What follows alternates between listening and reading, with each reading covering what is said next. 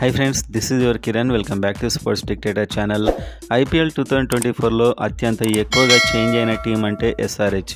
ఒకప్పుడు ఎస్ఆర్హెచ్ గత 3 సీజన్లుగా ఎవరు పెద్ద పట్టించుకోలేదు, పెద్ద వ్యూవర్షిప్ కూడా వచ్చేది కాదు. కానీ ఎప్పుడైతే Travis head, Pat Cummins and Daniel Vettori వచ్చారో ఒక రేంజ్లో వరల్డ్ రికార్డ్ స్కోర్ను 3 సార్లు బ్రేక్ చేశారు. అండ్ ఇది మెయిన్గా ట్రావిస్ హెడ్ యొక్క బ్యాటింగ్ వల్లే అని చెప్పుకోవచ్చు. అతని విధ్వంసకర బ్యాటింగ్, ప్రతి మ్యాచ్లో అదే బ్యాటింగ్. సో ఇక ముందు కూడా అలానే ఉంటుంది నాకు తెలిసి. అతడు ఆడడమే అలా ఆడతాడు. అండ్ కెప్టెన్గా ప్యాట్ కమిన్స్ చూసినట్లయితే అతడు ఏది పట్టినా కూడా దాదాపు లక్ ఉంటుంది, ఒక పాజిటివ్ థింకింగ్ ఉంటుంది.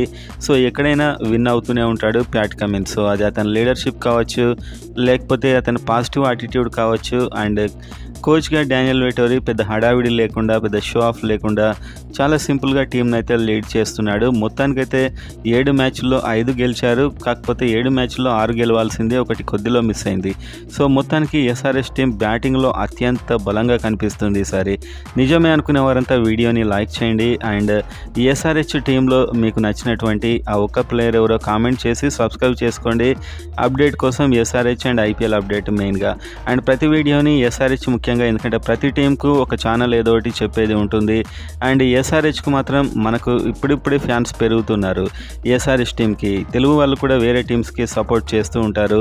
అండ్ ఎస్ఆర్హెచ్ టీంకి అయితే ఈ మధ్యనే కాస్త రెస్పాన్స్ అయితే పెరుగుతుంది. కాబట్టి ఇలానే ఎస్ఆర్హెచ్ టీంని సపోర్ట్ చేస్తూ ఉండండి. అండ్ ఐపీఎల్ ఫ్యాన్స్ అంతా కూడా వీడియోని లైక్ చేసి సబ్స్క్రైబ్ చేసుకోండి. సో మనం మెయిన్గా చూసినట్లయితే ఈసారి పాయింట్స్ టేబుల్ ప్రకారం యాక్చువల్గా ఎన్ని మ్యాచ్లు గెలవాలి, అండ్ నెక్స్ట్ మ్యాచ్ అయితే ఆర్సీబీతోని ఉంది 25th నాడు. అండ్ ఆ మ్యాచ్ గెలిచే అవకాశాలు చాలా ఎక్కువగా ఉన్నాయి. ఎందుకంటే ఈ వీడియోలో చూద్దాం. ఫస్ట్ పాయింట్ టేబుల్లో చూసినట్లయితే రాజస్థాన్ రాయల్స్ 7 మ్యాచెస్ 6 విన్స్.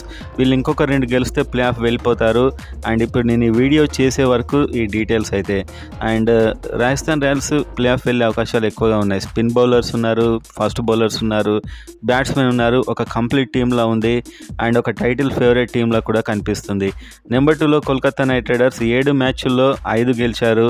వీళ్ళు ఇంకా నెక్స్ట్ 7 మ్యాచ్ల్లో 3 గెలిస్తే సరిపోతుంది. వీళ్ళ టీంలో స్పిన్నర్స్ ఫెంటాస్టిక్గా ఉన్నారు.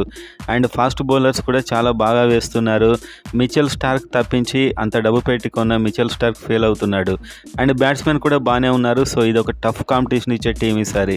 నెంబర్ 3లో ఉంది సన్ రైజర్స్ హైదరాబాద్. 7 మ్యాచ్ల్లో 5 గెలిచారు. ఇంకొక 3 గెలిస్తే మాత్రం ప్లే ఆఫ్ వెళ్ళే అవకాశాలు ఎక్కువగా ఉంటాయి. బ్యాటింగ్లో ఫెంటాస్టిక్, ఫాస్ట్ బౌలింగ్లో చాలా బాగుంది. అండ్ స్పిన్ డిపార్ట్మెంట్లో మయాంక్ మార్కండే బాగానే వేస్తున్నాడు, కాస్త ఎకానమీ ఎక్కువగా ఇస్తున్నాడు. సో మిగతా టీమ్స్తో పోలిస్తే Rajasthan Royals, Kolkata Knight Riders స్పిన్నర్స్తో పోలిస్తే కాస్త తక్కువగా ఉంది ఎస్ఆర్హెచ్ ఒక స్పిన్ డిపార్ట్మెంట్లో. దీన్ని బ్యాటింగ్తో కవర్ చేస్తున్నారు. కాకపోతే 7 మ్యాచ్లు అయిన తర్వాత పిచ్చెస్ అన్ని స్పిన్కు ఫేవర్గా మారిపోతుంటాయి. ఒక్కసారి పాయింట్స్ టేబుల్ కూడా మారుతూ ఉంటుంది అంటూ ఉంటారు. కాబట్టి ఇక నుంచి ఎస్ఆర్హెచ్ కాస్త డేంజర్గా ఉన్నట్లే అని చెప్పుకోవచ్చు. ఒక మంచి స్పిన్నర్ అండ్ అదేవిధంగా బ్యాటింగ్ వికెట్ కాస్త కూడా బౌలింగ్ వికెట్స్ అయ్యే అవకాశాలు ఉన్నాయి. అండ్ నెంబర్ 4లో సిఎస్కే ఉంది. 7 మ్యాచ్ల్లో 4 గెలిచింది. ఇంకా 7 మ్యాచ్ల్లో దాదాపు 4 గెలవాల్సి ఉంటుంది. సో ఈ టీం కూడా చాలా ఛాన్సెస్ ఉన్నాయి. మంచి స్పిన్నర్స్ ఉన్నారు. బ్యాలెన్స్డ్ టీం ప్లే ఆఫ్కు చాలా టఫ్ కాంపిటీషన్ ఇస్తుంది ఎస్ఆర్హెచ్కి. అండ్ నెంబర్ 5లో ఎల్ఎస్జీ లక్నో సూపర్ జైంట్స్ 7 మ్యాచ్ల్లో 4 గెలిచారు. బ్యాటింగ్లో చాలా బలంగా ఉంది ఎల్ఎస్జీ. అండ్ స్పిన్ కూడా బాగానే ఉంది ఎల్ఎస్జీది. అండ్ ఎస్ఆర్హెచ్కి టఫ్ కాంపిటీషన్ ఇచ్చే టీం ఏదైనా ఉందా అని చూసినట్లయితే డెఫినెట్గా అది లక్నో సూపర్ జైంట్స్ అని చెప్పొచ్చు. సో ఈ 5 టీమ్స్ మధ్యనే ప్రజెంట్గా అయితే మంచి కాంపిటీషన్ నడుస్తుంది ప్లే ఆఫ్ వెళ్ళడానికి. ఈ 5 టీంలో ఒక టీం మాత్రం వెళ్ళిపోతుంది.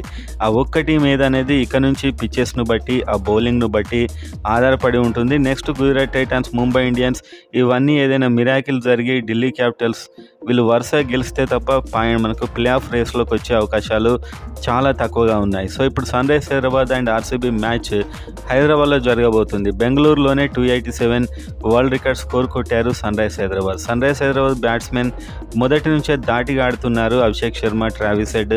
ఈసారి అదే మెయిన్ అడ్వాంటేజ్ అని చెప్పుకోవచ్చు సన్ రైజర్స్ హైదరాబాద్కి. సో ప్రతి పిచ్ మీద వీళ్ళు ఇలానే ఆడతారు. ఒక 6 ఓవర్లోనే మ్యాచ్ను కన్ఫర్మ్ చేస్తున్నారు. ఆ తర్వాత కూడా బ్యాటింగ్ కంటిన్యూ చేసే ప్లేయర్స్ ఉన్నారు. నితీష్ రెడ్డి అండ్ షాబాద్ అహ్మద్ ఇవన్నీ ఉండడం ఎస్ఆర్హెచ్కి ఈసారి చాలా అదృష్టం అని చెప్పుకోవచ్చు. And enrich Klaasen, Aiden Markram, so చాలామంది బ్యాట్స్మెన్ ఉన్నారు. చేయాల్సిన మార్పల్లా ఒకటి గ్లెన్ ఫిలిప్ చాలా రోజుల నుంచి వెయిట్ చేస్తున్నాడు. అతడికి ఎవరి ప్లేస్లోనే ఛాన్స్ వచ్చినట్లయితే చాలా బాగుంటుంది. ఎందుకంటే అతను ఒక మంచి world class batsmen and spinner.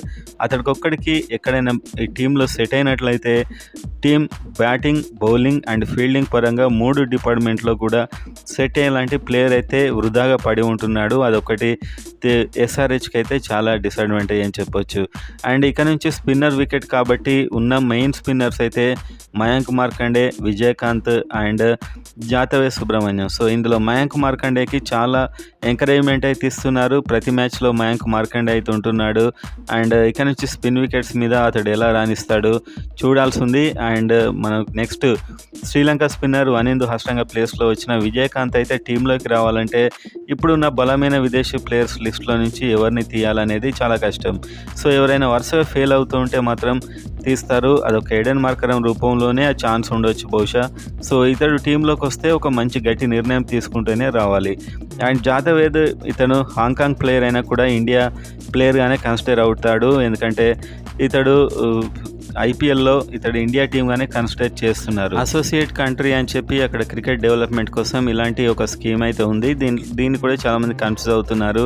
ఇతడు స్వదేశీ ప్లేయర్ కేటగిరీలోనే వస్తాడు. సో ఒక ఛాన్స్ దాదాపు ఇస్తే బాగుంటుంది, కానీ ఛాన్స్ ఇచ్చే అవకాశాలు అయితే చాలా తక్కువ కనిపిస్తున్నాయి. సో మొత్తానికి ఈ 3 మెయిన్ స్పిన్నర్స్ మాత్రమే. షాబాద్ అహ్మద్ ఉన్నాడు, 1-2 ఓవర్స్ అలా వేస్తున్నాడు. అండ్ ఇప్పటికి కూడా ఎయిడెన్ మార్కరమ్కి ఇవ్వచ్చు బౌలింగ్, కానీ ఇప్పటివరకు అయితే ఇవ్వట్లేదు. అండ్ మొత్తానికైతే స్పిన్ డిపార్ట్మెంట్లో ఒక change Daniel Vettori and Pat Cummins చేస్తారా చూడాల్సి అయితే ఉంది. అండ్ నెక్స్ట్ మ్యాచ్లో ఆర్సీబీలో కూడా మంచి స్పిన్ బౌలర్ లేడు. ఇది అడ్వాంటేజ్. అండ్ ఉప్పల్ మైదానంలో ఓన్లీ ఫాస్ట్ బౌలర్స్ వేస్తున్నారు కాబట్టి ఆర్సీబీ నుంచి Reece Topley and Ferguson, Yash Dayal, Mohammed Siraj లాంటి ఫాస్ట్ బౌలర్స్ ఉన్నారు. స్పిన్నర్స్ పెద్ద లేరు. స్పిన్నర్స్లో మయాంక్ డాగర్ అండ్ కరణ్ శర్మ లాంటి స్పిన్నర్స్ పెద్ద ఎఫెక్టివ్గా చూపించట్లేదు. సో ఫాస్ట్ బౌలర్స్ని ట్రావిస్ హెడ్, అభిషేక్ శర్మ చీల్చి చెండాడుతున్నారు ఈ టోర్నమెంట్లో. కాబట్టి ఓపెనింగ్ పార్ట్నర్షిప్ మళ్ళీ ఒక భారీ విధ్వంసం అయితే మనం చూడబోతున్నాం. ఓపెనింగే ఒక స్పిన్నర్తో చేస్తే కాస్త టైట్ ఉండొచ్చు, కానీ స్పిన్నర్ వాళ్ళ దాంట్లో ఎవరు లేరు కాబట్టి ఇక నుంచి ఆర్సీబీతో మ్యాచ్లో కూడా మంచి రిజల్ట్ అయితే ఎక్స్పెక్ట్ చేయొచ్చు. ఇప్పటికే ఆర్సీబీ టోర్నమెంట్ నుంచి అవుట్ అయిపోయింది కాబట్టి వాళ్ళు భారీ మార్పులు చేస్తారు అండ్ ఒక సర్ప్రైజ్ టీంతో వస్తారు అండ్ చాలా ఫ్రీగా ఆడతారు. వాళ్ళకి ఇప్పుడు పోయేదేం లేదు. జస్ట్ 8 మ్యాచెస్ ఆడి జస్ట్ ఒకటే గెలిచారు. సో వాళ్ళు ఇక నుంచి 6కు 6 గెలిచినా కూడా నెక్స్ట్ టోర్నమెంట్లో ముందుకు వెళ్ళరు. సో అఫీషియల్గానే ఆర్సీబీ ఐపీఎల్ 2024 నుంచి బయటికి వెళ్ళిపోయిన మొదటి టీం అని చెప్పుకోవచ్చు. సో ఇలా ఆల్రెడీ ఓడిపోయిన టీం చాలా ఫ్రీగా ఆడుతుంది. వాళ్ళకి ఎలాంటి ఎక్స్పెక్టేషన్స్ లేవు. సో ఓపెనింగ్ నుంచి మిడిల్ ఆర్డర్ వరకు విధ్వంసకర ఇన్నింగ్స్ ఆడడానికి ట్రై చేస్తారు. సో ఇలాంటి టీంతో ఉప్పల్ గ్రౌండ్లో మొదట బ్యాటింగ్ చేసినట్లయితే మరొక రికార్డ్ స్కోర్ అయ్యే అవకాశాలు ఎక్కువగా ఉన్నాయి. అంత మంచి బ్యాటింగ్ వికెట్ ఇప్పటికే 3 సార్లు రికార్డ్ స్కోర్ను బీట్ చేశారు. ఇది అద్భుతం అని చెప్పి సచిన్ టెండూల్కర్ కూడా అన్నాడు. సో నెక్స్ట్ మ్యాచ్లో కూడా అలా అయ్యే అవకాశాలు అయితే ఎక్కువగా ఉన్నాయి.